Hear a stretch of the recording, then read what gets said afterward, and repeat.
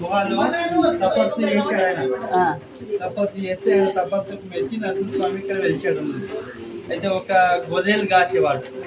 ఆ స్వామి వాళ్ళు చూసి గుహలో మీరు ఏం చేస్తున్నారు అంటే ఆయన చెప్పినాడట, ఇక్కడ నేను తపస్సు చేశాను, ఇలా తపస్సుకు మెచ్చి యాదగిరి గుట్ట నుంచి నరసింహస్వామి ఇక్కడ అడుగులు పెడుతూ వచ్చాడని చెప్పాడు. అతను ఆ ఊరంతా ఈ గాజులు రామను నాలుగైదు బయటకు వచ్చి మా అందరూ పుస్తకం చెప్తే బాగుంటుంది. నాలుగైదు ఊర్లంతా అంతా చాటించిండు డబ్బు తప్పు చేసి. అప్పటి నుండి వాళ్ళు ఏం చేసారు, లాస్ట్ శనివారం నాడు శ్రావణ మాసం నాడు స్వామివారికి ఊరేగింపు చేసారు. అప్పటి నుండి ఇక్కడ వచ్చింది అనేది తెలిసినాక వాళ్ళ అడుగులు కూడా ఉన్నాయి 3 స్వామివారికి. 3 అడుగులు ఉన్నాయి. గుంతలాగా ఉంటే గుర్రం అడుగులు అంట. గుర్రం మీద స్వామివారు కూర్చొని గుహలో వెలిచారు.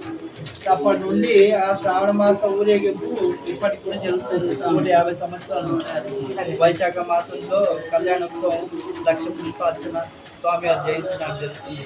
శ్రావణ మాసం ఆకర్షి మాట్లాడి ఊరేగింపు కార్యక్రమం జరుగుతుంది. ఇదే కాకుండా కార్తీక పౌర్ణమికి సామూహికంగా సత్యనారాయణ అన్నదాన కార్యక్రమాలు ఈ విధంగా అన్ని కార్యక్రమాలు అది రావడానికి ఉందా లేదంటే